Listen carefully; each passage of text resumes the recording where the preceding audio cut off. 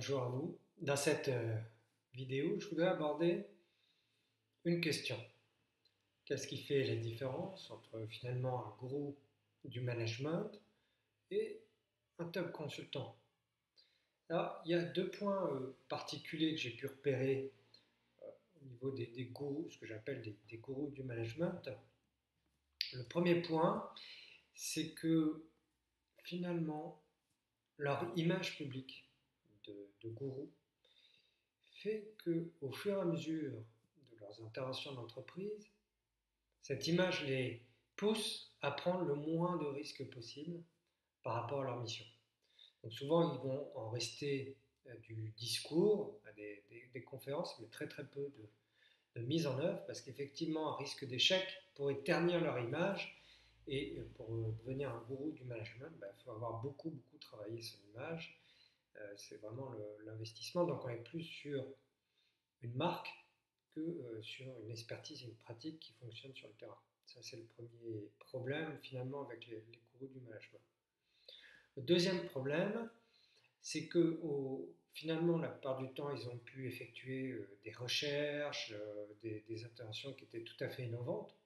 Mais au fur et à mesure de leur acquisition de statut de gourou, finalement, ils vont avoir tendance à modéliser une solution qui sera toujours la même, quel que soit le contexte dans lequel ils interviennent. Donc une solution, un modèle, quel que soit le contexte. Donc on est typiquement dans le problème du One Best Way, qui est souvent décrié en management. Donc ça, c'est vraiment pour moi les deux difficultés principales de faire intervenir ce que j'appelle des gourous en management.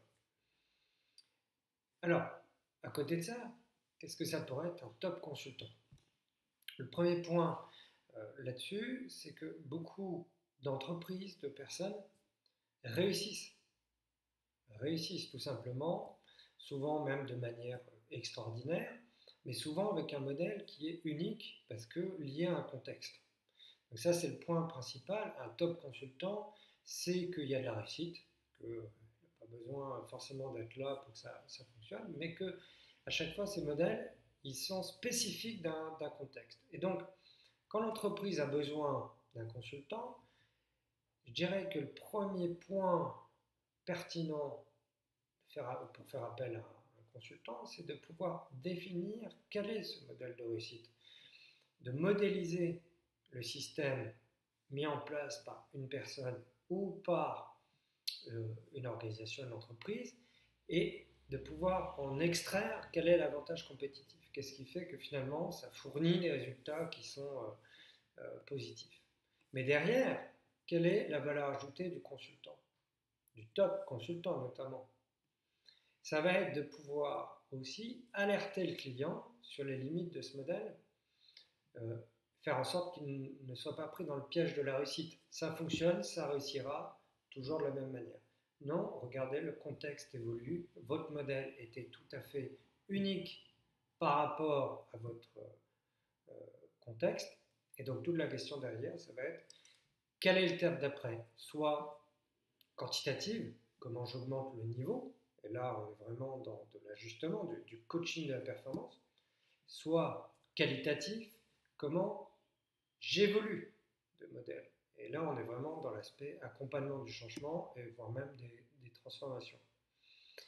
Donc, quelque part, un top consultant fait face à plein de contextes différents, et donc il devra avoir plusieurs outils à sa disposition.